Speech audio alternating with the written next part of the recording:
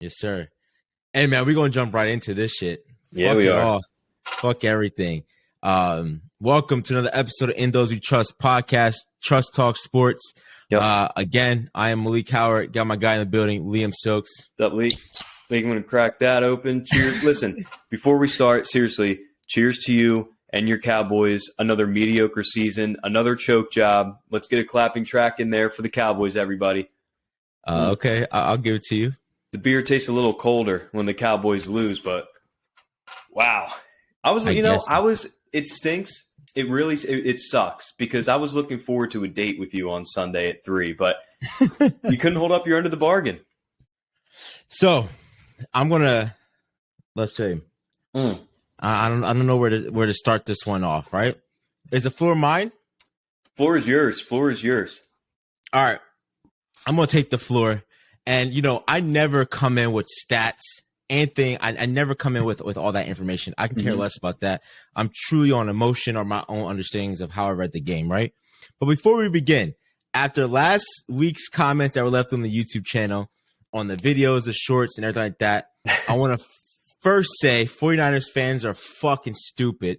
They show me how dumb fans are when it comes to other leagues. I mean, other teams in a league.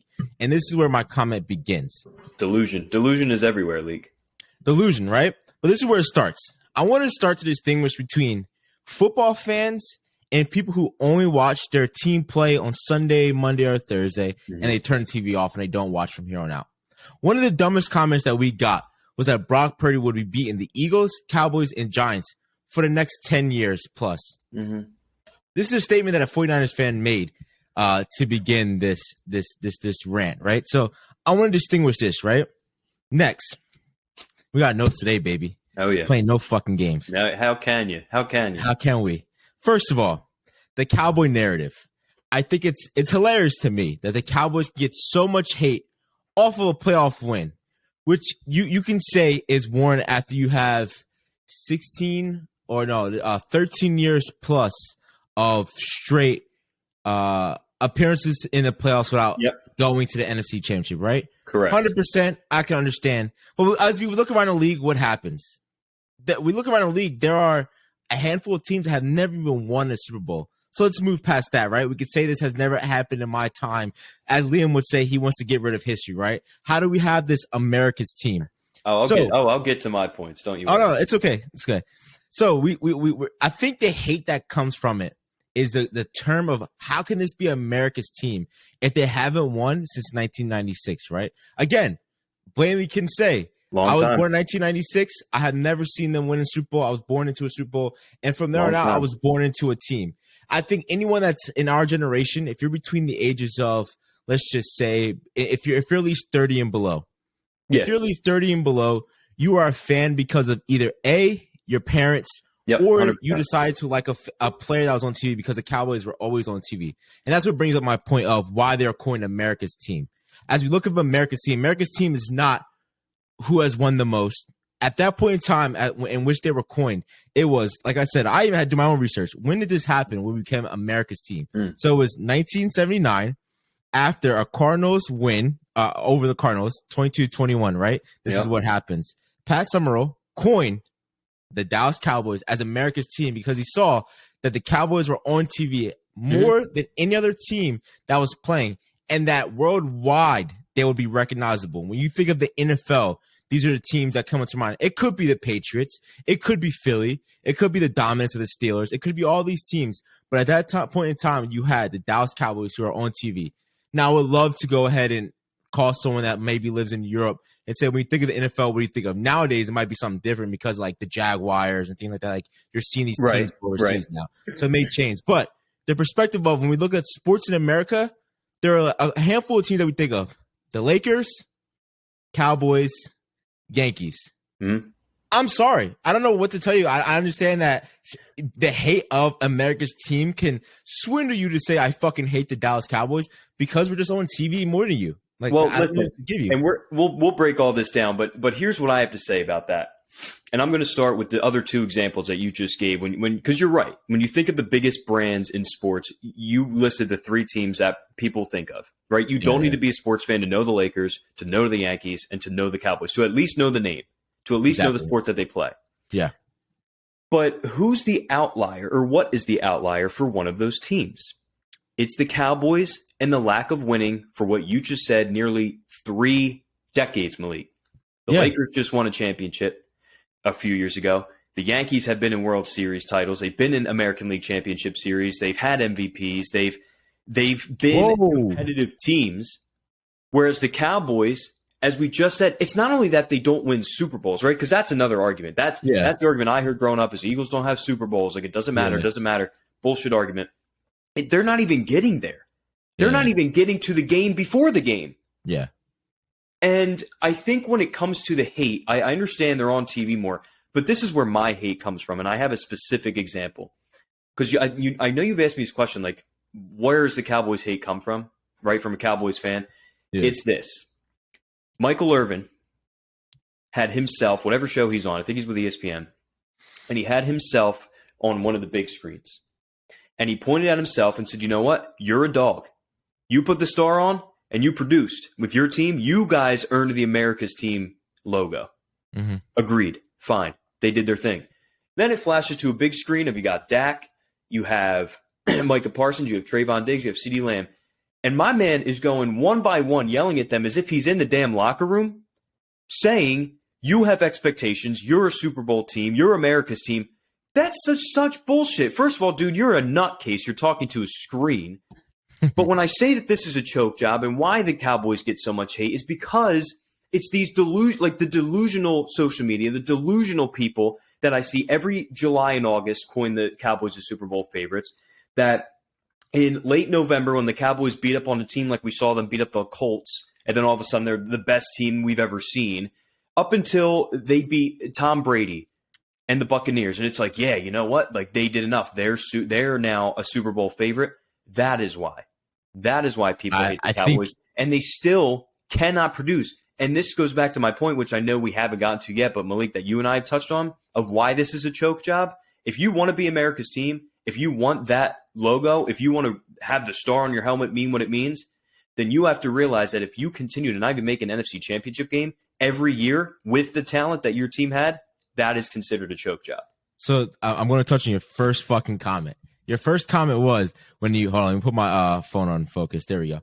So when you look at comparing those teams, the Lakers, the Yankees, and the Cowboys, when you compare those teams, who do they have that propelled those teams to win championships as well as be America's representative? Just answer. Just tell me who. No, I understand tell me who. Where they've gotten, but my point is over the last 30 have on their years. Team? No. But who have they had on their team to put them to that level? Each and every generation they have a guy, right? No matter what, each generation they have a guy. Who have the Cowboys had since the 90s? After we lost Troy Aikman, after we lost Emmitt Smith, after we lost Michael Irvin, after we lost the dominance of our offensive line, who have we had to say to throw us up there to be like, now, if you had Troy Aikman and you tell me you're America's team and you continue to lose after 20 years, by all means, take it away. Now, I did say, no. That goes all hand in hand. Like, that's not like whose fault is that? It's directly the Cowboys' fault. Let me finish. And that's what I'm getting to. When you have leadership like Jerry Jones, who has definitely, if I say, if you take Jerry Jones out of that pocket and allow his son, hopefully his son comes to allow anyone else to lead this franchise, I give us 3 Super Bowls in that point in time. If you take out Tony Romo when he shouldn't have been playing for that many years, when you take out, say, right now is a proven point of Dak Prescott, when you say, fuck it, we'll lose Dak. When you have great coaches like we had in the past of having great Hall of Fame coaches come in and make the decision to let me lead this team to a championship, that's when change happens. Nothing, and I agree with you. We can't be America's team with Jerry Jones at the head of the wheel. And it's the frustration of Cowboys fans who you can say you see tweets, and I can bring up tweets that I see from dumbass North Philly fucking white trash that say the Eagles are winning the Super Bowl every fucking year. I could say the same thing. But when I do say it, the only reason it's louder is because the media plays into the play. The media plays into it's the Cowboys. Think about it. Between week 1 and like week 6, we were Super Bowl contenders. Between 6 until we beat until we started to get our this back, it was quiet. Then we go on a strength, right? We go on a stretch of beating teams, going 6 games straight of like, oh, we're getting this together. We have a hiccup loss here, hiccup loss there. But no matter what, this team is getting fire hot. Then they play into the Cowboys on their top defense in the league. Forget the Eagles. They try to demise the Eagles for what they have done. That all is media play. That's not Cowboys fans. I think that's where it's certainly. I have not had one Cowboys fan in my entire family that said the Cowboys are Super Bowl contenders from week 1. My family, and I told you from week 1 when we started this podcast, if you want to say Skip Bayless is a fucking idiot and you want to go at him, by all means go at him, because I'll go at him too. But you cannot say the representation of the Cowboys comes from those fans. Because I could say the same thing about those South Philly fucking Wawa-eating, Newport smoking fucks from Philly. I could say the same shit. Because they exist. They don't even watch, like you said, they don't even watch the games. These are Cowboys fans that just love a party, love to wear the Cowboy hat, the jersey, the big chains, and just go and watch it. Representation, I would say, from here on out comes from me. If you have a disagreement with a Cowboys fan, speak to us. Like in my circle, I have not heard not one person say the Cowboys in the last 5 years that they're winning the Super Bowl. I haven't coined it. I've never said it. Even when we had Zeke and Pollard and we went on that, Zeke and Dak, when we went on that run of an amazing offensive line, I still said they're too young. It's no way. Like, and I was like, I love the train. It's a season of like, oh, we're winning. Like, it's a good time. But did I ever say like and compare them to nowadays Hurts? No way. We have not had the talent like that. So that's where my frustration of the media playing into it, Eagles fans play into finding the bits and pieces of those dumb fucking fans who follow that. Right. But you have to realize you're also doing the same thing of those videos that you see on Barstool of Philly fans going within the parking lot and finding just the trashiest fans that either A, aren't going into the game or B, don't give a fuck. So it is a two-way street. Yeah. If you want what you have, that's why we have this podcast. Yeah. Whatever you want, your criticism on the Eagles, have me be the fan, because I'm not going to be the fan that's going to be getting loaded in a parking lot 30 minutes before a game to say, oh my God, like, yeah, we're going to the Super Bowl, and I just learned Brock Purdy's name 3 weeks ago, and you know that's Brock not Purdy. Yeah. Well, and listen, we'll get to that, but this is your choke. This is why. Yeah. Okay. Let's go to the choke. Let's go. Yeah. Oh, you want me to go first? So, I can go. Let's throw this up. So Liam texted me, I think around maybe like right after the game, it kind of went around like the Cowboys choked, right? They lose versus the 49ers in the fashion they did. And I get the text from Liam like, yeah, they choked. And I completely disagree.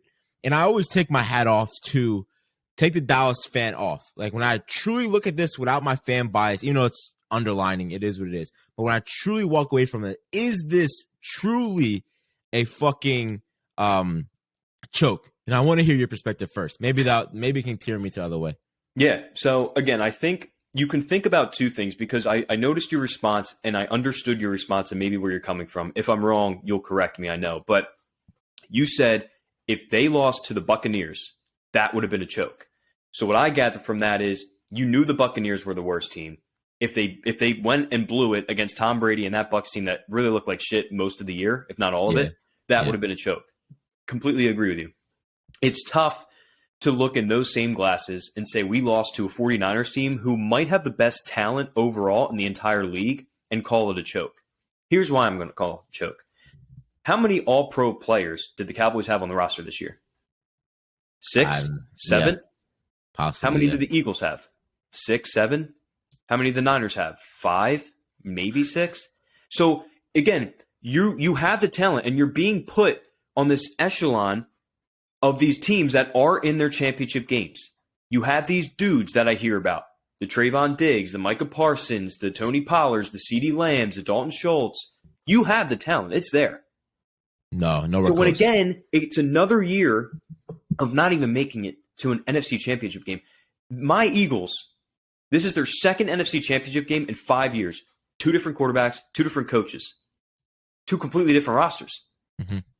So for the Cowboys to have this talent over and over and over again and still underperform, because they have as much talent roster-wise, really, if you wanted to stack them up, guy versus guy, position versus position, you could make a case that they are on par talent-wise with the teams that are going. Right? Lies. But I don't agree. No. I don't Apparently, agree. the NFL writers and the players did because Thank you. That's all I want you to say. Thank you. That's it. They had as many All-Pro players as the number one seed hosting an NFC Championship game Philadelphia Eagles have. They had the exact same number, right? And I think that led the league. So when you go into San Francisco, maybe you're not expected to win that game, but when your defense plays one of the best games that they've played all year, all you have to do is score 20 points. Even down to your last fucking play, you had your senior citizen running back at center and the rest of your linemen lined up out wide. How in the world is this not another choke? It's a team that's won 12 games for the second consecutive year, 7 All-Pro players, a defense that went out and actually did their job for the second straight week in the playoffs. 100%. The choke job, it's on Dak. But as a team, the Cowboys did what they do every year. And I brought up, you'll see it next year. August comes, like we're ramping up for football. Cowboys are going to be a top 3, top 5 Super Bowl contender on everything you see. Then they get off to a hot start. They'll play some teams like Washington, like New York in previous years that aren't as good as them, and they'll beat up on them. And that's what I've always given Dak credit for. He beats up on the bad NFC East of years past and bad teams, and he does a great job. And the Cowboys are 3-1, and they're 4-1. Then they hit some good teams. Like you said, just happened this year. They go on a little bit of a losing streak. And then here comes a Thursday night game against Tennessee or a Sunday night game against the Colts, who had 4 wins this year, and a senior citizen, Matt Ryan, playing quarterback, and they blow the doors off of them. And then all of a sudden, we're all back in on the Cowboys. Mm-hmm. And then you finally, for the first time in what I can remember, put a good game together, which I gave you credit for against the Bucs. And then to come out like this against the Niners, that is what choking is called. And it's going to happen again next year, and the year after that, and the year after that, because they will not win. They are losers. You can't say that with a team that has had that many Super Bowls, but that's okay. In my lifetime, they're losers. Cool. So this is where I negate this. We choked in the situation, right? And not even to say that if we choked like I said, a choke is losing in Tampa Bay. We knew Tampa Bay was as subpar, but we still picked Tampa Bay to beat the Cowboys, correct? Yes. We still suspected the Cowboys do what the Cowboys do to lose that game, correct? Choke. So that's why I said, now that's a choke. If you go in there with a team that's on a hyped up team, then you could say that that's a choke. Mind you, I still would give you last year losing to the way we lost to Garoppolo last year home. That's a choke.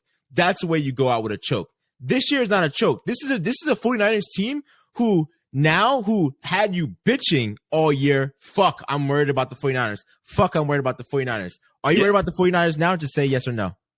Less worried, but yeah. Okay. Now but we can call this a choke. Fuck, if we just showed the Eagles, we gave them a blueprint. Here you go. If you just had a better quarterback, you beat the 49ers. So here's our blueprint. If we play as well as you did, maybe on defense, get a miraculous special teams turnover where the Niners say, here you go, here's the ball inside the 15-yard line. But what's the one thing you're missing? All we have to do is not choke the game What's the one thing you're missing? The quarter. Not we. That's it. You cannot. I don't call this a choke regardless, because going into this game, we were not looked at to win. We were blessed to even be in contendance, to even have a chance to win. And when we go to comparisons, I don't think we were lucky to be. I told you last week on the show I had a feeling that they could win, and when we're just going over these rosters, you had a feeling of winning because you wanted us to play the Eagles to beat up on us. No, that's what that was. There's enough talent on Dallas where you weren't like a Jaguars team that somehow came back in the first round and just didn't match up with the Chiefs, right? Like it's clear, or the Eagles Giants. Like every single position, the Eagles were better at than the Giants, and it showed. But there's a reason that game was that close. And in the wild card round, the Niners blew the doors off of Seattle. It's because each position, the Niners were so much better than Seattle, and it didn't matter. Yeah. Dallas was there. Yes, I give the Niners the edge in talent. Don't get me wrong, and that's why they won the game. But the talent is not so far off like an Eagles Giants, 100%. like a Seahawks Niners, to where right. that, yes, you can classify this as a choke. The Cowboys are not in a situation to say, yes, we won a playoff game. Let's go get them next year, guys. But it's not a choke because we are not in the position to say we have a Jalen Hurts, we have a Patrick Mahomes. Like That if you want to talk about chokes, let's not turn our back on fucking Josh Allen. That's a fucking choke. That's a fucking choke. You want to have a star quarterback, star wide receiver. You want to have a team that's there, that's built around that system. By all means, you want to say Dak choked? Go. I agree with you. Dak choked in that situation and didn't play up to this. He played subpar like he's been doing. And when it came time to can Dak win you that game, he's proven. When you play a team that's decent, because let's not act like Tampa Bay was decent. They fucking sucked. And everyone knew it was like the only reason they would win is Tom Brady. We had no faith in the team. We had faith in Tom Brady to go into that game. So when it's all on Dak, by all means, say Dak choked. But to say the Cowboys choked in that situation is unfair to me because we have a team that isn't going to win with the quarterback at the helm. And that's my own reason that I say it's not a choke. When I look at this game and I look at the 49ers, we lost 12-19. Yeah. A team who averages 26 every year. A team who has Debo Samuel, a team that has Christian McCaffrey, right? Loaded. A team that's playing against a fucked up defense. We have both of our starting safety and cornerback, both of them out, and Diggs on an island. And let's forget Diggs. We're not going to talk about Diggs. You're not going to waste my time there. But we held them to an average. They had Christian McCaffrey 35 yards, and we had Debo Samuel at 45 yards. You won't call it a choke. That's a defense where a defensive coach that coached his best fucking game that we're going to lose. And I'll talk about later how the Cowboys become a winning franchise again if we make these moves, right? Yeah. What did the Cowboys show Eagles fans? The Eagles fans are now walking away with some swagger. Now they walk into this game with like, I mean, you're coming into the fucking link regardless, so they always have swagger. But now I have a little more swagger. You're talking about a beat-up Cowboys, a fucked-up Dak, a team that is not known for winning, to be able to have a chance to almost beat that at one point was beating San Francisco with Christian McCaffrey and Debo Samuel. Yep. Now, if you want to make the argument they have a fucked-up, I think this just shows you how bad Purdy is because he played into a system of he was bad. Check down, fuck, throw it away, fuck. Really, he had 3 picks in that game. If the Cowboys just play up, if they play big time in big time games, that's all that is.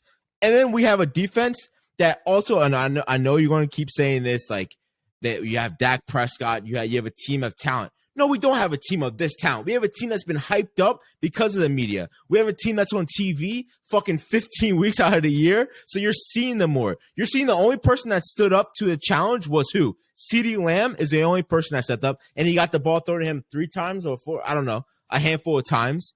You have CeeDee Lamb. You have a sub. I would put CD up there with one of the top wide receivers, not being biased. Then who do you have? You have Pollard, who goes out, and this is to show you, fuck who Zeke used to be. You have Zeke in your backfield, and Pollard goes down, and we say, fuck, the game's over? That happened later in the game, though. That didn't happen on the first drive. No, but I'm saying that just shows you how we don't have weapons. We have a beat-up Zeke. We have a fucked-up Dak. What about Dalton Schultz, who you told me 2-3 weeks ago was better than Dallas Goedert? Because he was still there. I said that? Yeah. I said Schultz was better than Goedert. You asked me who would I rather have, Schultz or Goedert. I said Goedert. I'll find the clip. Oh, if I said that, I take it back. It's weird that I would say that because I said that with Goddard coming back, your offense is unstoppable. Right. So I think it was said when Goddard was hurt. Oh, okay. But you still, and again, where was Micah Parsons at? Again, my man, you keep talking every single week. Where were you at? Did you want? I can go back and show some film on. Yeah, on please do, because all I saw was Trent Williams fucking baby him again. Oh, and I text you, right? You want to see that matchup? Hey, again, this is an all-pro. I mean, he's been in the league there 20 years. Left tackle, which you're supposed to be the guy, Parsons. Beat him. Exactly. You have to beat him, and that's he's faced. It's him. Lane Johnson doesn't let up. Like when if you want to be elite, be elite. Yeah. But that means not beating fucking the Jacksonville Jaguars backup left tackle for 3 sacks. Yeah. That means going up and beating Trent Williams. That means going up and beating Lane Johnson. So again, here he goes with the talking shit again. He has plenty of time to do it, man. Yeah, and that these are my points as to why I say it's not a choke. This is a team that's subpar, that gets hyped up in the media, and it's okay. I'm okay to sit here and take the wrath week in and week out to say, oh my God, but this is an all-pro team. It's not. It's we know what the NFL is designed for. We know what this is. And speaking from a fan, I told you, we don't have the weapons. We're not there. We're not a complete team to win you that game. You want to go hand for hand against the Eagles when the Eagles are healthy versus Cowboys are healthy? What does it look like? A 20-point lead by the Eagles. And I could say that as a Dallas fan. I knew going into this that this is what it would be. But to say that the 49ers was a fucking choke against them. I can't accept that one on a team that played up, I would say, in that sense, besides one guy at the helm, and that's Dak Prescott. So what does this team look like with? Well, let me ask you before we move. I know we got to move on, but let me ask you this: Cooper Rush, does he win that game? No shot. Right. Let's not even entertain that. I say, he might have. Hey, I don't think he throws those 2 picks. Hey, Lamar, fuck Javon. Lamar, you want to go play for America's team? Come play for us, baby. Yeah, Carson Wentz would look good in that Dallas blue. Fuck no. Carson Wentz and him are the same guy. We argued about this. Fucking, I'm glad it's shown. We argued about who's better. Ring, though. He didn't get that shit. Fuck you mean? Got one. I don't know if you win that game with him because let's say Carson Wentz, he was a little, what was that? Dak like. He was pick like. That's what that sounded like.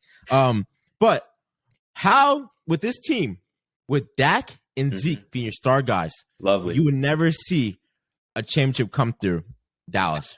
You would never see this happen. Nope. So what does it look like for the Cowboys to actually become something? In order for this to happen, we have to have Dak. We have to cut ties. Dak, I'm sorry, you're not the guy. We've said it. This is your year to prove it, right? You're not the guy. Zeke, you're out of there. I mean, I don't even think you're in the league yet. If you get cut by the Cowboys, I don't even see you getting picked up by another team. And it's sad to show, again, with Pollard getting hurt, if you would have told me this 3 years ago that our backup running back, if he got hurt, that we would have been like, fuck, we can't run the ball for the rest of the game. And you have Zeke in your backfield, I couldn't believe it. But the fact that with Pollard go down, I was like, I called Ken, I was like, yeah, it's done. Pollard was our chance to maybe edge something. It's gone, right? Yep. Got to cut Zeke. Zeke's asking for a pay cut because he knows he can't go play nowhere. Yeah. He can't go play nowhere. This is it for him. You file Kellen Moore. 2, retain Dan Quinn. Dan Quinn's probably going to be out of there. You got to retain Pollard. You got to retain Donovan Wilson, our number 1 on defense. You got to retain Schultz, and you got to retain Van Der Esch. Now, Van Der Esch, I know, has these injuries, but he played as a top defensive guy for us when it comes to stopping the run. And it's funny, the Cowboys fans you're talking about too, I was on social media, and they're correct with the plays that you've seen. There's a couple of plays that were just blatantly not called when it, like, Van Der Esch was hitting it back 3 times to stop tackle from him making tackles, and then the tripping play on Pollard. But that's the bullshit that I get what you're saying. We're like, they'll reach for these plays as to why we lost the game. No, we lost the game because Dak Prescott. And that happens. I mean, like holding happens every play. It's just egregious enough. So it's football. That's why I don't go for that one. Next, bucket. Jared Jones, how deep is your pocket? Dude, you care more about making, and that's what I think has happened to him. He's gotten older and gotten softer. He cares more about making relationships and keeping them than cutting ties. Yeah. Because I always forget his fucking name, but with our old coach that won us all those championships, he said he would have got rid of the kicker. As soon as he saw him miss 2, he would have been out of there. Let's get back on that time. Go out and go get me Lamar. Go get me Rodgers. You're not getting Lamar. Go get me Rodgers, or go draft a quarterback. I don't know who's in this draft besides Stroud, and Stroud will be going early. There's no quarterbacks in this draft, so it's like, do I sit in it for another year? But at the end of the day, we can't win with this. So it's going to be Dak. I'm sorry to say, it's going to be Dak. But what is your take again now on, like, do you see the edge of it not being a choke, or you're firm on the choke? No, I'm firm on that. And again, it's because, again, there is real talent on this team. And again, if you want to argue for the coin, America's team, again, if this was the Jaguars, I know I keep bringing them up, but let's just say this is the Jaguars. They had the exact same team. They had Dak Prescott. They had Tony Pollard. They had the team. We would probably be like, yeah, you know what? Good year. They won a playoff game. Good for that franchise. But you want to be America's team. And just like I said, Michael Irvin brought up, the gold standard for your America's team is Super Bowls. You want to bring up your history of all them way back. Yeah. That's the standard then. So anything less than that, especially now for nearly 3 decades, is a choke job, because this wasn't a Cowboys team. Let's not pretend like the Cowboys were the Colts or the Texans that had this magical run and somehow won in the first round, and now it's exciting and it's fun, but they fell short against a really good Niners team. This was a 12-win Dallas team that would have won numerous divisions in the league. Yeah. So yes, that is a choke job. You got beat. Well, I don't. It's fine. I don't agree with that. But what I say, where Michael Irvin is coming from, we all had that standard, the Patriots way, the Steeler way, the uphold your history. That's what he's speaking to. The the U has plenty of fucking Ray Lewis, Michael Irvin, Shockey. All these guys come back to like, you need to uphold this legacy of the U. And that's what he's speaking to. He's speaking to uphold the legacy of the star. Uphold the years that came before you. Roger Staubach, fucking Troy Aikman, Michael Irvin, and the guys who carried it for so long. But I think we have to remember and look, the way we win is act as if and have a owner as the Eagles. As the Eagles have had, more NFC championships appearances than anyone since 2000. That's impressive when you sit there and you had the Patriots there, right? We had Tom Brady in his prime sitting there, right? I think in the NFC. In the NFC. I'm sorry. Yeah. But still, that's huge when you look at it and say, I think it was, if you look at the years, it's like every other year, off for 10 every other year. So that just shows you that it's rebuilding. I'm sorry, not 10. 5 or 4. Yeah, it was. They're backing it. Yeah, I mean, in terms of like NFC Championship games, I think we made 3-4 in a row back in the early 2000s. Yeah, obviously you had that Super Bowl run. You had, I think it was 2010, Deshaun Jackson's rookie year. Maybe it was 2008 when you went into Arizona and probably should have beaten that Cardinals team. That game's going to forever fucking kill me. But you're right. And this is my point of like just look at this in the last 5 years. Like you literally went from Carson Wentz, franchise quarterback at the time, to Jalen Hurts. You went Doug Peterson, best coach in Eagles history because he eventually won a Super Bowl, to Nick Sirianni. Like the entire scheme's different. There's maybe 4 or 5 players that are still on the team from that run, but like it's been 5 years. You changed everything from that Super Bowl winning team, and you still made it here, and you're the favorite. Yeah. So that's what I'm saying. We can't win until we make serious change. And by all means, keep hating on the Cowboys. I know it's lovely for the hate to come when you have Jerry Jones as your owner, as your manager. It's good for fans to keep hating because we're gonna just keep sulking in it. And as Cowboys fans, we stand strong. We understand what we've been dealt. We've been born into this hatred that everyone has as the America's team. Again, it was a phrase that we didn't give ourselves. It was given to us. And if you want to put that added pressure on ourselves, by all means, we'll take it. It is what it is. But I just know when the years to come and the Cowboys become to reign, and I do not want to hear, but you went 20 years without a fucking Super Bowl. I don't want to hear that shit. Times change. The Eagles went how long without a championship before they won it? It almost took my uncle having to fucking die before he was able to see a fucking Eagles win. So, and there's many Eagles fans that never even saw it happen in their lifetime. So it happens, and we'll see where it goes from here. Cheers to you and the Cowboys for another losing year. Sounds good, but we're gonna get into this. The L of the year, and we need to fucking start talking about it. You want to clap and say that this was a choke. Hey, if we're not talking about the Bills, I don't want to hear it. But hey, we're gonna move right now. And we're going to talk about the New York Giants versus the Eagles. And let's get a perspective from the Giants fan. Oh, yeah. Let's get it. Saturday. Listen, it's okay. It's all right. It's all right. Because, listen, next year, it's a different year. I'll tell you that right now. The Cowboys, you're not even going to be talking about the Cowboys next year.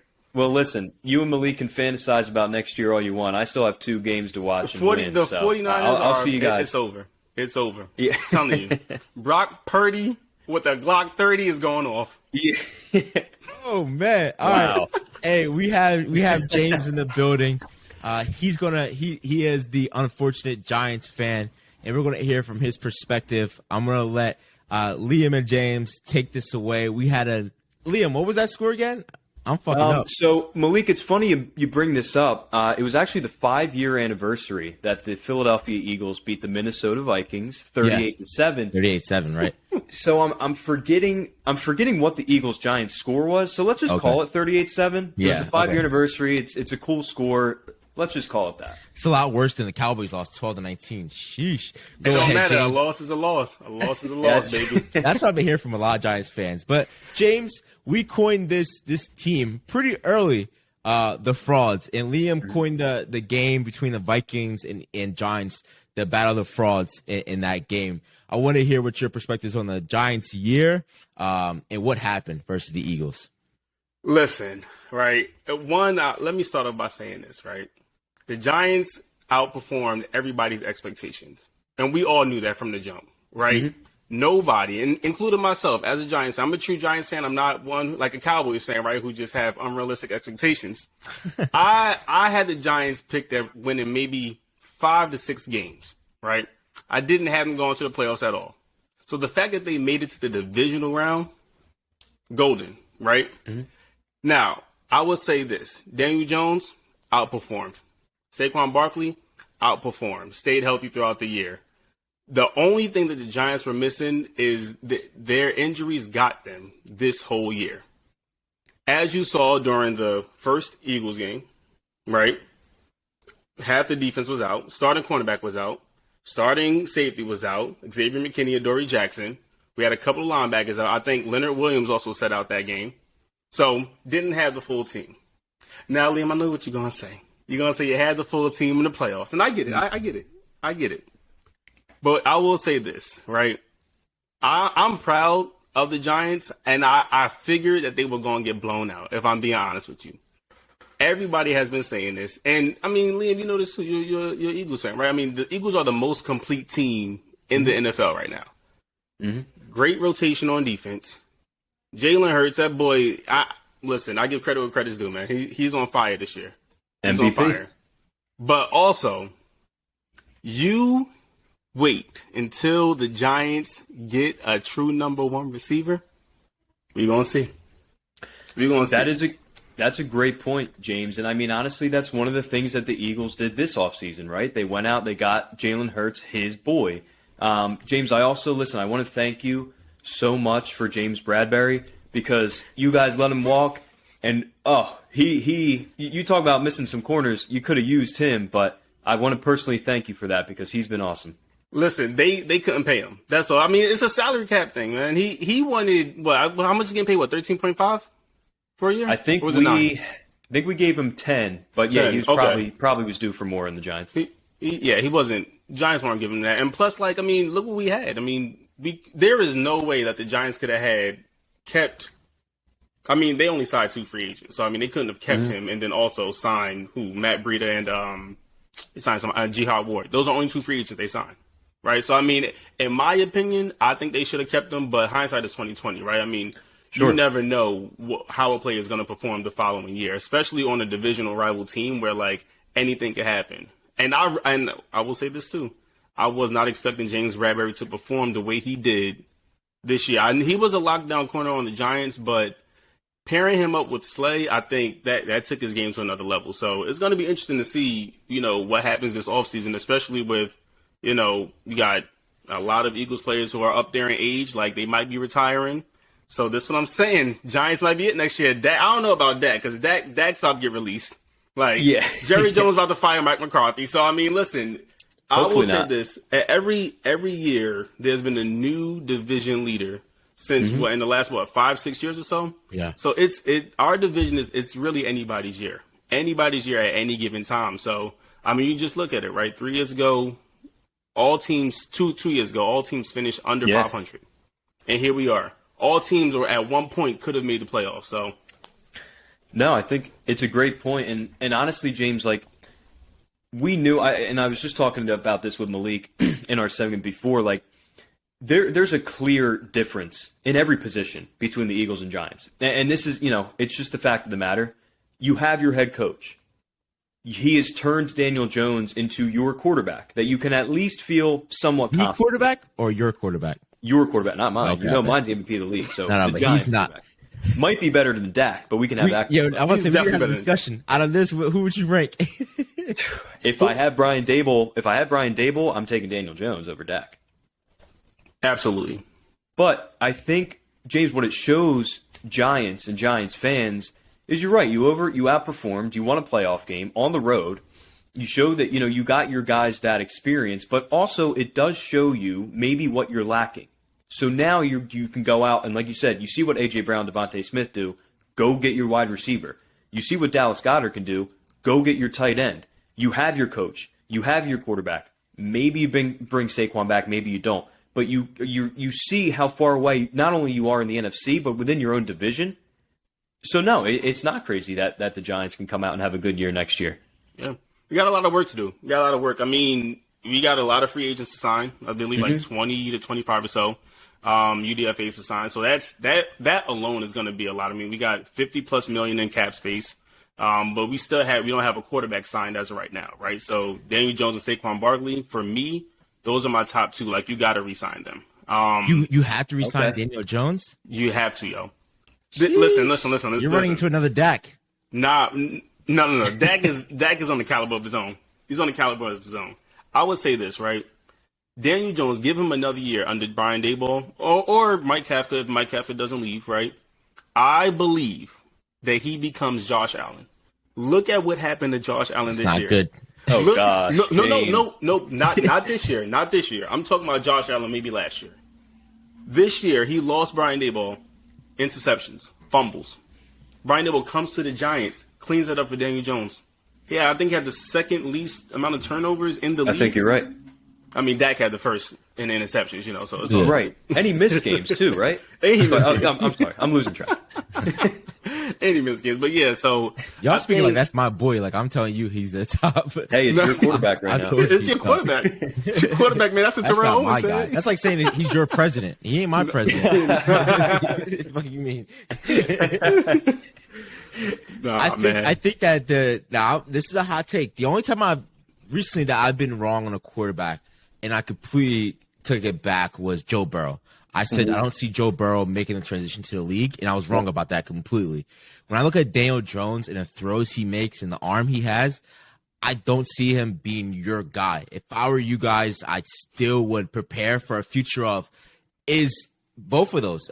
Avoid what the Cowboys' mistake is. Avoid having these players for too long and now being left with, do we give them that big contract or do we love them too much or like what are we dealing with here? Because you're running into let's be honest, I love Saquon, but Saquon has those injuries that as a running back, it only slows you down quicker than would it be if you were still healthy. Daniel Jones. Unless you have Tony Pollard. You're 100% right. Unless you have a dynamic offense where you can throw the ball and not run him as much, as well as you have a quarterback that's going to be there. And I don't see, after watching Daniel Jones all this time, he's not precise. I don't see him as being the guy. Well, Malik, here's the thing. He may not be, I don't think he ever will be that top 10 quarterback in the NFL. But again, like James is saying, he can be their guy. Yeah. Just don't make the mistake that the Cowboys made in giving an average quarterback 40+ a year. Because then the rest of the team hurts. Thanks. Yeah. That is the point where the Giants might be able to scoop Daniel Jones for 25-30, and then you can start to build around him as the Cowboys gave the world to Dak, and now you're starting to see the destruction. Yeah, I even asked Giants fans, I'm like, yo, who are your wide receivers? And they're like, we don't have any. I was like, fuck, you just got lucky that the whole league sucks and you skimmed your way into the playoffs. Now, do you think that early on that the Giants were frauds, or were you really saying that they're that good? I know we DM'd about it. You were saying, I guess they were some frauds. But, like, truly, were you, like, trying to act like they weren't? Nah, I had to take a game by game, yo. Because the thing about the Giants is that, I mean, like I said, my expectations were low for this year. 5 to 6 wins, that's it. Daniel Jones is going to be mediocre. We're going to draft a quarterback. That's what I was thinking. But I think that each game, I saw him progress. Like, I think it was probably, like, I would say, like, mid-season, right? I think the game before they played Seattle. I think that's when I saw Daniel Jones come alive. I forget who they played during that week. But I think Daniel Jones came alive, like, around mid-season, right? Okay. I didn't see the interceptions. I didn't see the fumbles. If you watch Daniel Jones' film from last year, this boy threw a clear interception to a defensive lineman.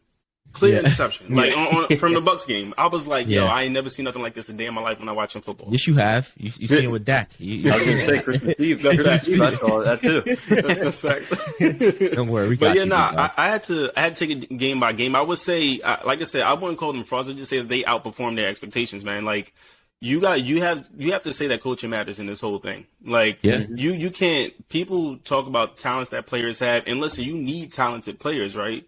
But you also need a coach to coach them up, because you can have all the talent in the world, but if your players don't mesh well, if the coaches ain't getting them together, it's just talent. I mean, clear-cut example, look at the Bucs this year, right? Tom Brady was going through some things, and he couldn't perform well. Like, and that's his personal life, but it's up to his coach, Byron Leftwich, to get him together. Yeah, I think that Todd Bowles, but yeah, Byron Leftwich. I think that again, he was in discussion last week. I said this. I said, when I look at the top coaches in the league, I brought him up. I said him and Kyle Shanahan could be. I'm never going to give it to fucking what's your guy name? Fuck off. Nick Sirianni. Yeah, I hate him, yo. I hate him. Ooh, I fucking hate him. I'm sure so you do. Listen, I know what the fuck I'm talking about. I would have slapped the shot at him. No, you wouldn't have. Fuck is you talking about? No, you wouldn't, bro. Yo, I hate God, him. I would have never. If to go to the camera and be like in the camera, that shit fucking pisses me off, bro. Oh yeah, that's why your fans are that trashy like him. That's what he does. He brings those guys in. He picks up the guys off the train station, the ones that live in maybe they live in Mount Laurel, they live in New fucking Cherokee, they live around the area, they're from Glassboro, and they fucking go to the games in dirty white Nikes, and that's what he feeds. He feeds you guys. I'm not going to say that he's wrong. Listen, but you wouldn't hate him if he was winning with the Cowboys. No, I don't like that shit. I hate our coach. He like shit walking into the locker room like a fat fuck.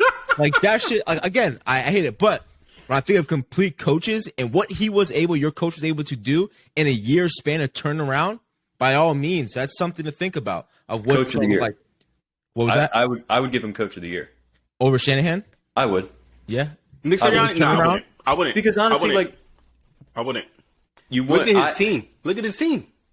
I mean, also I'm biased. I'm a Giants fan. I would give it to Brian Daboll. Like, yes, I agree. agree. I would give it to Daboll. Yeah, because Shanahan again has that talent, and what he's doing with Purdy is awesome. It is. Yeah. But again, we just saw the talent that is lacking with the Giants. Yeah. It was, and again, what James was saying, Daniel Jones was probably a bottom 5 quarterback last year. Yeah. To turn it around and have the conversation that we're saying, oh, is he better than Dak? Like, the turnovers are down. Is he going to get a contract? Yeah. James, if I were to tell you at the end of last year that Daniel Jones might get a big contract, you would have slapped me in the face and be like, dude, get the fuck out of here. But now you can believe it, and a large part of it goes to Daboll.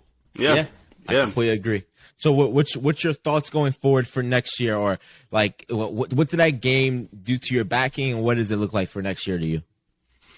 I'd say for me, Giants' number one need, right? I think they need an inside linebacker. There are a lot of names going around, but the number one name is either Fred Warner or Tremont Edmonds. Fred Warner's not going anywhere.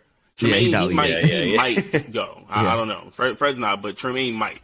Okay. I think they need somebody who can cover tight ends. In the last 5 years, I mean, the Giants have been horrible, but we have seen time and time again that the Giants cannot cover tight ends, like, at all. So they need somebody who can. And I like Wink Martindale's system where, he's putting a lot of safeties in the box. But the problem with that is that you see it against the Eagles, right? Like, the Eagles got some big motherfuckers at the offensive line, right? You can't put eight, 9 safeties in the box to cover, 1 or 2 tight ends when they're about to run the ball, right? So I'm going with inside linebacker, number one need. I think they signed Daniel Jones. I would give him 3 years. I'll probably keep it at, like, maybe I think the franchise tag is at 32. So I'll put him at, like, 32.5, 33. Okay. I wouldn't sign him any higher than that. Like, I still have to see more from Daniel Jones, and this could be a one-off year, right? Like, next year he could revert back to the old Daniel Jones. So I signed Daniel Jones. Maybe tag Barkley if the numbers aren't right. If they are right, I pay him, give him another, also 3 years, right? I think 3 years is more than enough for Daniel Jones and Saquon Barkley to get something together, because after that, there is no telling how good Saquon Barkley will be, right? This could all be a one-off year, so we never know. Provide the Giants number one receiver. Give Daniel Jones that guy he can throw to. Just throw it up in the air like Joe Burrow said with Jamar Chase. Throw it out there. Jamar's up there somewhere. Give him that number one guy. I think that'll help him. And then I think the Giants defense played well. Dexter Lawrence, he played well. Xavier McKinney, pre-injury, played well. Julian Love, I think he led the league in minutes played for all safeties. So he's a valuable asset to the team.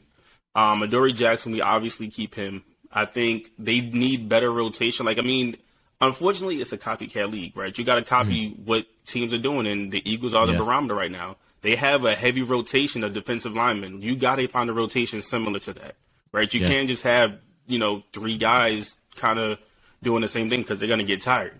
Yeah. Right? James, get a linebacker, you're good. Go ahead. I was just going to ask, what are your thoughts on Boston Scott? How awesome is he? Listen, man, I wouldn't consider him the Giants killer. I just consider him a guy who scores touchdowns against the Giants a lot. That was a petty ass move, and I bet on him to score. That was definitely a petty ass move by the Eagles to put him in. That's why I can't fuck with Santorani. That's why, because I know he went into that with that thinking. Oh, my, 1,000%. He does. Yeah. But listen, right? I mean, I think even credit, right? Not just Nick. Let's go to Howie Roseman, yo. This guy, and I hate him more than I hate Nick Sirianni. Howie Roseman, the Eagles GM. Because we could have had Devontae Smith if the Eagles didn't trade for the Cowboys. We could have had Micah Parsons if the Eagles and the Cowboys didn't trade. So, fuck Howie Roseman, too. I just wanted to put that out there on there. I love to see it. Hey, man, I think that this next year, this offseason is going to be huge when it comes to the NFC East. It's going to be some moves that happen and what we see. I think the NFC East, again, becomes the dominant division of where does this go for the league. I mean, you got the Eagles, and let's not forget about the sleeper of Washington. Washington is still looking for who is their quarterback and who does that become. So I think it's going to be some good football to be had. You're going to have the defending Super Bowl champs in the division again. Fuck out of here. We'll give you division champs. That's about it. James, what's your predictions for Super Bowl matchups? I can't give it to the Eagles. I can't. But I will say, if they could shut down Brock Purdy the way that the Cowboys did and outscore them, they win the game. That's it. Yeah. Like, if the Eagles follow that same formula, they win the game. So realistically, right, I'm going to say Philly and Kansas City. But if I am a guy who believes in the underdog, I got to go with Joe Shiesty versus the Brock Purdy. Like, I have to do it. Like, and I think, I mean, Mahomes is injured too. So you don't know what that looks like. I know it's his ankle started swelling up and everything. So we'll see. A legendary Super Bowl matchup, the Bengals and Niners. They go back, man. But I mean, Brock Purdy, we'll touch on it, but come on, he's not coming to the Link and winning that damn game. He's not. He's not. I would really love him to, but there is no way. It should be fun. It'll be a good game. Yeah. Hey, man, sticking on that 49ers talk, we're going to end this here with James, and then we're going to move on and talk to some 49ers fans. I wonder what their perspectives would be. But thank you, James, for hopping on, and we'll turn over to now 49ers talk. Thank you, James. Liam, I'll let you take it away, brother. All right. So here we are. We have my lovely girlfriend, Sabrina. Unfortunately, she's a 49ers fan. And we have our friend Brendan, the West Coast 49ers fan, coming in. Welcome. This is all about the game, NFC Championship. The Cowboys are not in it. That's fantastic. We can all agree that that's fucking awesome right out of the gate. But I really wanted to bring in some 49ers thoughts. I'm weirdly confident going into this game. I hate how confident I am.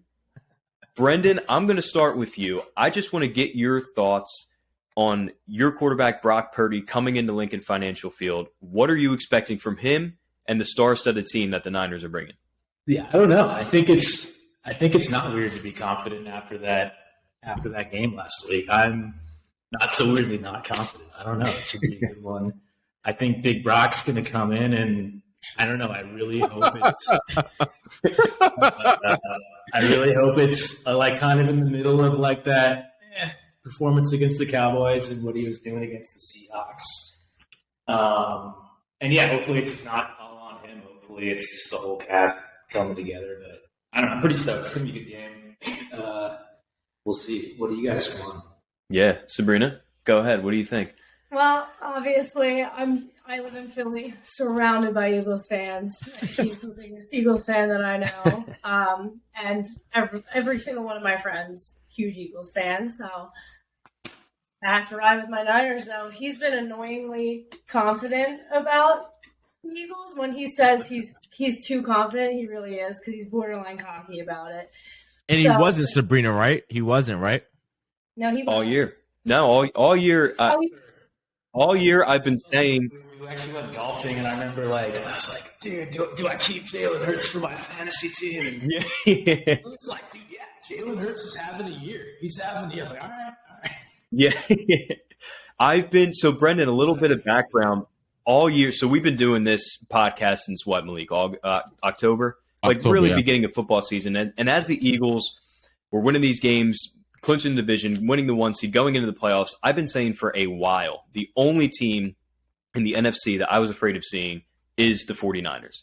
I think they're the only team talent-wise that can match up with the Eagles right now. So, yeah, Malik, to your point, I've been telling you, I've been scared of the 49ers. I was rooting for the first time in my life for the Cowboys because I thought we would have smoked the Cowboys. Yeah. But after watching last Sunday's game, and obviously one game is not an end-all, be-all, I saw when Brock Purdy gets a little bit of heat on him, I said this to Sabrina, and she took offense to this. I didn't see a lot of competition that the Niners played down the line, including that Seattle wildcard game, that a team that probably shouldn't even been in the playoffs. So Brock Purdy got matched up against a team like the Cowboys that had some talent, and he struggled. So my concern for him now is coming into one of, if not the most hostile environments that he's ever been a part of, because I believe all of his games have been at home, except for the Raiders, which was probably another home game. And then Seattle, which is probably a half and half. He's not going to get that here in Philly. Yeah. So, again, the talent is there. My problem is I'm saying Brock Purdy's not going to win this game, but the bad part of my brain that I want to stop is Deebo Samuel, Christian McCaffrey, that loaded defense. I want that to stop because that brings me back down to earth a little bit. Yeah. But in terms of, and again, I want to get both of your thoughts because I have mine on I fear that defense. They're fast enough to stay with Jalen Hurts. What are some of your fears with this game against the Eagles? Some of my fears. Well, apparently Nick Sirianni knows what the fuck he's doing. He damn sure does. He damn sure does. That in itself, he cracks me up. But that's the nice way to put it. Yeah. Welcome. No, I think it is kind of hurts. Like, I don't know, just running all over the place, making moves.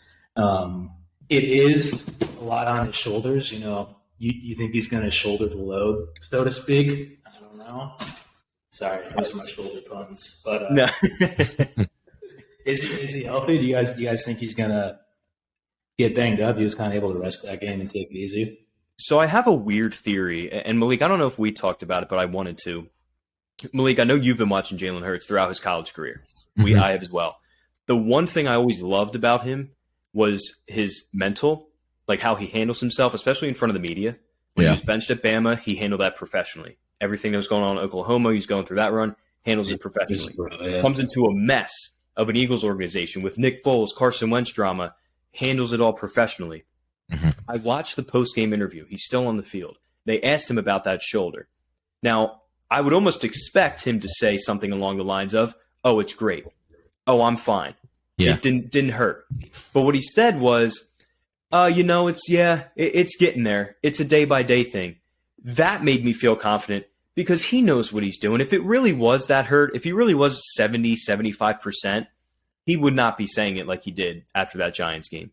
And really, the Giants was almost another rest. He didn't have to throw the ball a ton. He didn't have to do a ton. But what I wanted to see, and I did see, was designed runs, designed scrambles, because we didn't see that Week 18 against the Giants, resting that shoulder, not being afraid of getting hurt. That's what I saw this past Saturday night. Let Jalen take the reins. Let him be him, and he was able to do that. So I do think he's closer to being 100% than he is not. I think that's where you guys lose. And I don't think you guys lose this game at all as the Eagles. The only way I see the Eagles losing is if he abandons what the Eagles have put in place. I think he's been going into every game with this is the game plan, bro. Follow this game plan. If you loosen the reins up, no matter what, a young quarterback could say, I got to take this game upon myself. If we're left in a situation, it's third quarter, I got to start throwing the ball around. And that's where you lead with the only confidence I have in San Francisco is that defense. And that's where you run into, that's how you lose the game. It's going up that defense. So I think you go into this game with continue the same thing you've been doing, bro. Follow the game plan. When you have to scramble. But don't think immediately we have to throw in a bunch of him option plays. We don't have to throw that in. Just continue to do what we've been doing because you guys have been winning that way. But it's funny to put big Brock Purdy and coming into the link. That's funny. I would like to hear, Sabrina, what you got? I was going to say, I think I'll be there tailgating on Sunday, of course. I got to show up for them. Are you going to wear your jersey? Of course. Let's go. I'm prepared for it. Let's go. I know how to fight. So okay. Environment. Yeah. Yeah. I'm going to experience that. I think it's a super cool thing. Honestly, I'm nervous for the game, but at the same time, like, I do think it's going to be a good game. I feel like right now in his head, he thinks it's going to be a little bit close to Eagles. No, I don't think it's a blowout. No. But I think, I'm honestly just excited for it. Have you ever stepped into the link as a opposing fan? Okay. I have, but not when we were actually playing them. I've been there and just been like, games there, but worn my stuff. It's not a big deal. But when this one's different. As an opposing fan, in a game like this, it's gonna be interesting. But in terms of the game, like I do think our defense is good enough to at least put up a really, really, really good fight against the Eagles offense. What's your linebacker's name? What's his name? Which one? Fred Warner, maybe. Is that? Yeah. So now, does he spy your quarterback the whole time? Is he what? Does he spy your quarterback to where he doesn't allow him to scramble Jalen Hurts? Is he the game changer right there that keeps Jalen Hurts saying, "I'm gonna sit my ass in the pocket and look pretty"? Yeah. So I think everyone assumes right away it's going to be Nick Bosa. Like, Brian is very, very fast because he always is amazing. But Fred Warner, I think, is an amazing player. Like I love that guy. I think he's catching Garden CD down the seam last year. Just 1-on-1. That was nuts. I'm like, Fred Warner's the name I'm closing my eyes and seeing. That's where you get that what is it? Goddard. He's your Goddard controller. He's right there. Not good.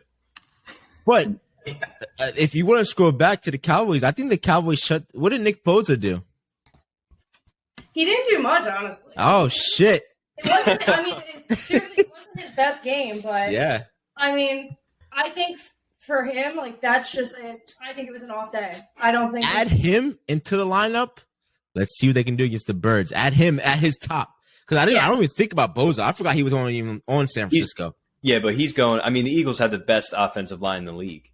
So in terms of Nick Bosa, I can see him disrupting some things. I think Mailata's had a down year. They'll probably line him up on that left side. Yeah. But again, at the end of the day, man, that's what Jalen, like his strength is those weird plays where he has to scramble out of the pocket. Yeah. It's a scramble drill and let our top tier weapons do the rest or have his legs do the rest.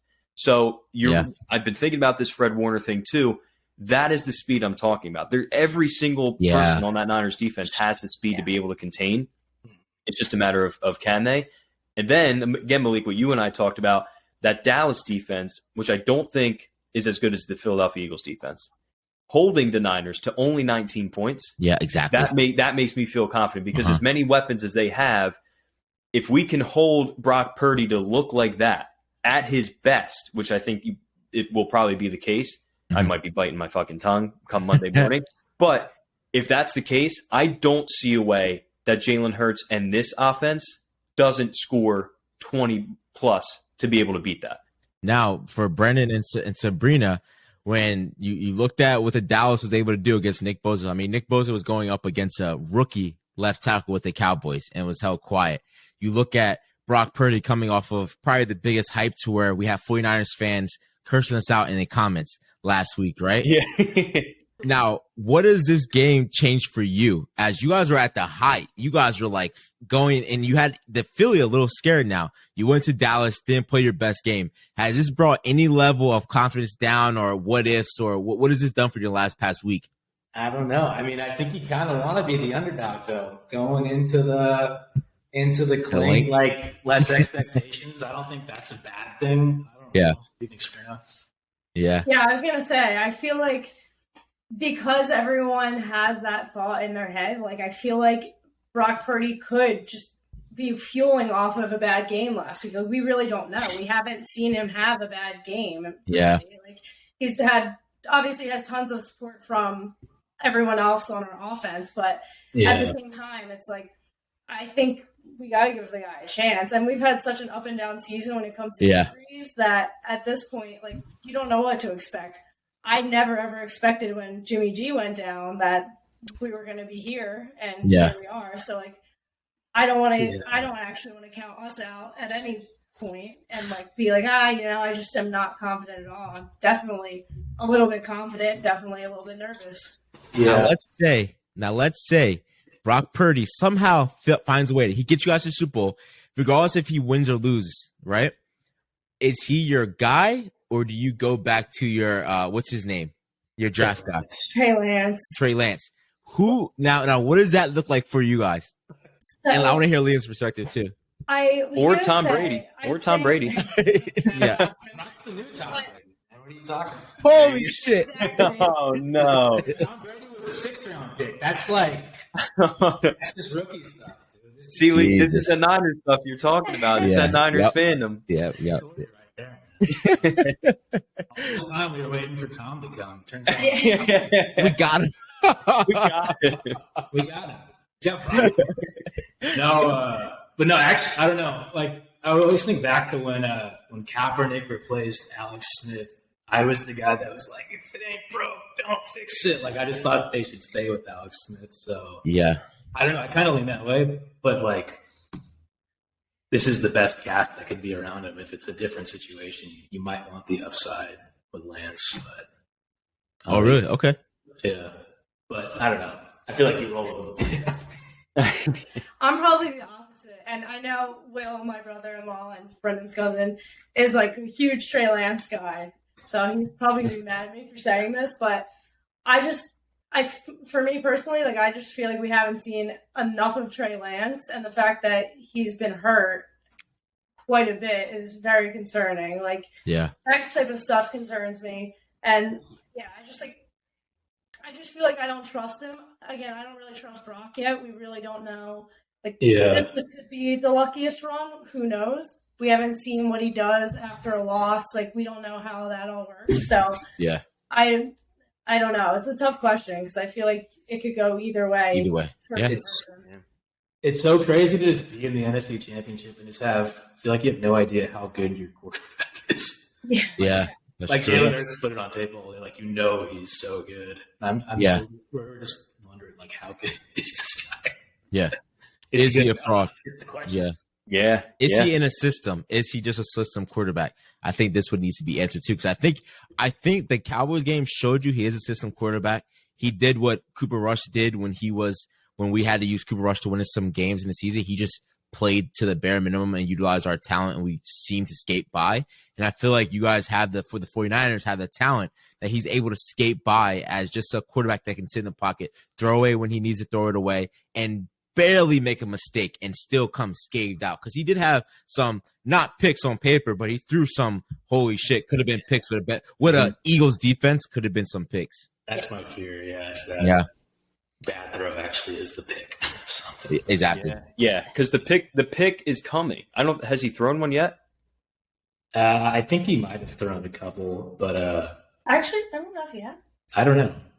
So- He's definitely thrown pick-worthy balls. Yeah, I was going to say I saw the one that hit Malik's boy Trayvon Diggs right in the fucking chest that he dropped. No, not in the chest, in his fucking face. And that's what I mean. Like, those are the plays that the Eagles won't let up, that Dallas will, right? Or the punt return that Ray McLeod just coughed up and gave to Dallas. Yeah. I don't think the Eagles are getting held to 3 there. So that I think is going to be the difference. I do have a fun question to kind of break this up, and I saw it earlier. I think Colin Cowherd said it, but I'm going to position it in a question.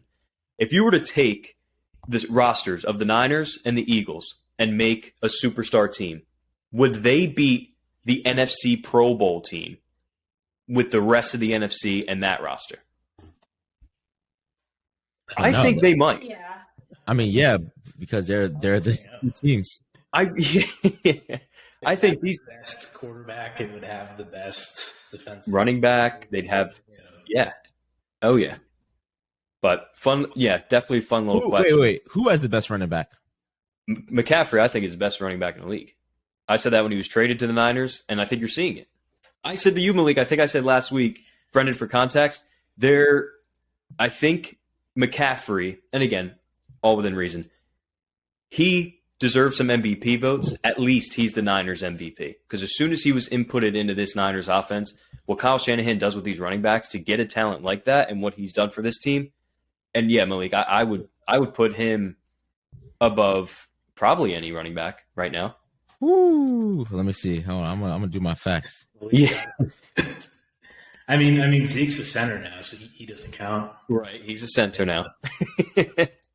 Now I want to look in comparison of him and Pollard. Right. Well, Tony Pollard's not going to enter that discussion yet. But of this year?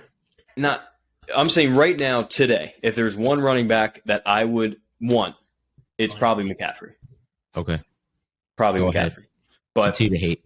Yeah. Well, no hate given. Your team's on the couch. Now, for the teams who aren't on the couch, again, it's gotten down to that point. I need the predictions of the 49ers fans that we have in the room. It's all been said. We're both worried. We're both nervous. We're all excited. Brendan, I'll start with you. What's your official prediction? How do you see this game on Sunday going? Ooh, I like it. I don't know. We're talking about this crazy environment and stuff. Like, I don't know.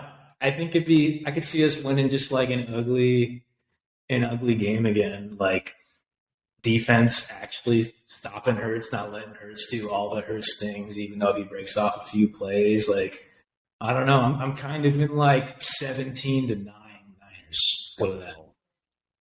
Wow. You think they would hold that? You think they'd hold them to 9? Oh, no. Oh. Yeah, I think they hold to 9. Yeah. All right. There'll be unexpected rainfall. It's gonna be crazy, man. I like it. What do you think? 9? No, not 9. I'm also gonna go with a lower scoring game. I'm gonna do like a 21 to like a. I'm gonna go 21-17. Yeah. Niners, obviously. I dig it. I think we all know which way I'm going to go. But again, this is how I see it going down. I really think these are the two best rosters in the NFL. The main difference is the most important position in all of sports. It's the quarterback. Yeah. I do think there's going to be one or two plays that Jalen Hurts makes and one or two plays that Brock Purdy makes in favor of the Eagles that gives them this edge. I'll go 23-16 Eagles, advance to the Super Bowl. I think Purdy has a couple mistakes. I think Hurts struggles a bit. Again, I'm very afraid of this defense, but this is where Jalen Hurts proved to me you're the MVP. You've been proving it all year long. Now you're the biggest stage against the best team. Go out and do it, and I think he does. Malik, as the Cowboys fan in the room, as the loser in the room, what do you got? Your unbiased opinion. Unbiased opinion. I see a fucking awful Cowboys quarterback who's could have easily scored more in that 49ers game. So I have a great quarterback going against his defense, even though it's a great defense. 31-17 Eagles. I would gladly take that. Yeah. I see them scoring easy. That's the score I wanted to say. Oh my God. Well, listen, I would love a replay of that Vikings NFC Championship game where we know we're going to the Super Bowl by halftime. Mm-hmm. But yeah, I think either way. And again, Sabrina and I, our dogs, whoever he's going to be rooting for the rest of his life is based on this game. We have a bet going. If the Eagles win, he's an Eagles fan. If the Niners win, he's a Niners fan. So high stakes all the way around. The dogs fandom comes first. The Super Bowl comes second. Hey, my take is on this as well is what is this like for us? We got to make a bet now for what happens between us if the Eagles go to the Super Bowl and they win it. What does our bet look like? We don't have to put money on the line, but we got to put something on the line. Oh, what is our bet like? I don't know. We'll have to listen one game at a time. I can't talk Super Bowl. Oh shit! Confidence went out the window there. I can't talk Super Bowl winning bet. You see how much he thought about it. He had to remind himself. See, and that's where I went. I went, oh, Brock Purdy. Yeah, we are going to win the Super Bowl, but then I got brought back down with, okay, wait, Fred Warner is going to be shadowing me. So we'll talk about that next week when I. Material, Yeah, I can't. I know they're going to be listening to this. Yeah, right. They'll be listening, so I don't want to give them anything. Fucking idiots. Hey, thank you guys so much for coming in, Brennan, as well for dropping in, Sabrina. I thank you guys. Any last words before this game begins for any of you? Let's go Niners. See Maxie in some red and gold. Yeah. Malik, my closing words, get ready for me to be fucking acting a fool next week. Hey, if you guys lose, just know if you guys lose, bro, I wouldn't come in. Like I just wouldn't. You might be wearing red and gold. The shit that I'm gonna raise, it's gonna be out of this world. And I hate the fucking Niners for the way they've done us for the last 2 years. But oh my god. But thank you guys. Yes, thank you guys. Yeah. Thank you.